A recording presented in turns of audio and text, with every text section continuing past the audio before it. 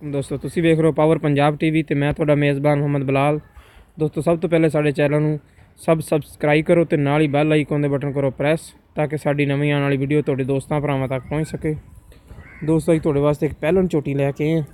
ਬਹੁਤ ਖੂਬਸੂਰਤ ਝੋਟੀ ਹੈ, ਚਿੱਟੀ ਸਫੈਦ ਅੱਖ ਹੈ, ਥੋੜਾ ਮੱਥਾ ਸਫੈਦ ਹੈ, ਬਿਲਕੁਲ ਚੂਰ ਕੂੰਡ ਸਿੰਘ ਹੈ, ਲੰਮੀ ਬੂਥੀ ਹੈ, ਬਹੁਤ ਪਸ਼ਮ ਵਾਲੀ ਮੱਝ, ਚੰਗੀ ਪਸ਼ਮ ਵਾਲੀ ਮੱਝ ਹੈ ਤੇ ਜਿੰਨੀ ਹੈਗੀ ਮਾਸ਼ਾਅੱਲਾ ਹਰ ਪਾਸੋਂ ਸੁਥਰੀ ਹੈ। ਪਿਛਲੇ ਖੋਰ ਥੋੜੇ ਸਫੈਦ ਨੇ, ਅਗਲੇ ਕਾਲੇ ਨੇ ਤੇ ਚੱਡੇ ਵਾਲੀ ਮਾਸ਼ਾਅੱਲਾ ਥੱਬੇ ਮਾਰੀ ਫਿਰਦੀ ਝੋਟੀ। ਜਿੰਨਾ ਚੱਡਾ ਅੱਗੇ ਆ ਉਨਾ ਹੀ ਚੱਡਾ ਪਿੱਛੇ ਆ। ਮੁੱਠ ਦਾ ਥਾਣ ਤੇ ਫੁੱਟ ਦੀਆਂ ਵਿਰਲਾਂ ਨੇ, ਚੰਗੀ ਵਿਰਲਾਂ ਦੇ ਥਾਣ ਨੇ ਝੋਟੀ ਦੇ।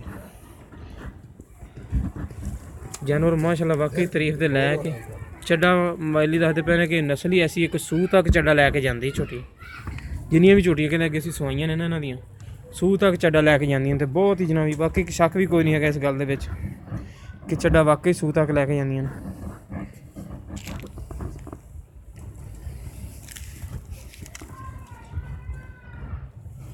ਚੰਗੀ ਚੱਡੇ ਬਾਅਦ ਝੋਟੀ ਬਣੇਗੀ ਇਨਸ਼ਾਅੱਲਾ ਤੇ ਦੁੱਧ ਵਾਲੇ ਵੀ ਜਨਾਬ ਜੀ ਬਾਲਟੇ ਭਰੇਗੀ ਇਨਸ਼ਾਅੱਲਾ।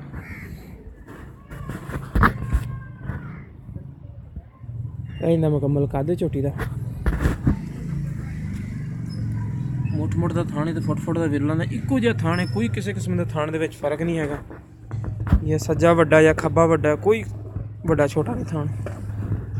ਚੰਗੇ ਚੌੜੇ ਪੁੱਠੇ ਦੀ ਝੋਟੀ ਹੈ। ਇਹਦਾ ਪੁੱਠਾ ਚੌੜਾ ਜਨਾਬ ਦੀ ਝੋਟੀ ਦਾ।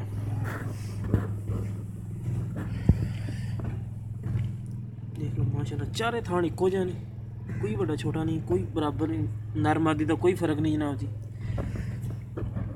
ਤੇ ਮਾਸ਼ਾਅੱਲਾ ਝੋਟੀ ਥੱਬੇ ਮੇਲੀ ਖਲੋਤੀ ਚੱਡੇ ਵਾਲੇ ਵਿੱਚ, ਜਿੱਥੇ ਤੱਕ ਸੂਹ ਤੱਕ ਮਾਸ਼ਾਅੱਲਾ ਚੱਡਾ ਲੈ ਕੇ ਗਈ ਪਿਛਲਾ ਤੇ ਅੱਗਿਓਂ ਵੀ, ਅੱਗੇ ਧੁੰਨੀ ਤੱਕ ਤੇ ਪਿੱਛੇ ਸੂਹ ਤੱਕ ਚੱਡਾ।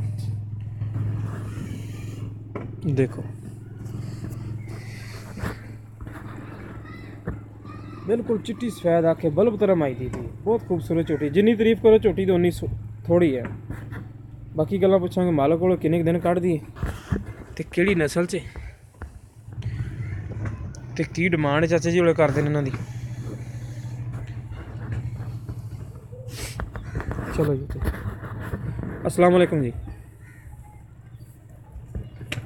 अस्सलाम वालेकुम जी। वालेकुम सलाम। चाचा जी की नाम ਤੁਹਾਡਾ? मोहम्मद नबील जी। चाचा जी ਝੋਟੀ ਕਿੰਨੇ ਸੂਏ ਆ? ਇਹਦੀ ਪਹਿਲੇ ਜੀ ਪਹਿਲਣ ਇਹ ਕਿੰਨੇ ਕੁ ਦਿਨ ਕੱਢਦੀ ਤਕਰੀਬਨ? 8-7 ਦੇ ਘਰ ਜਸੀ।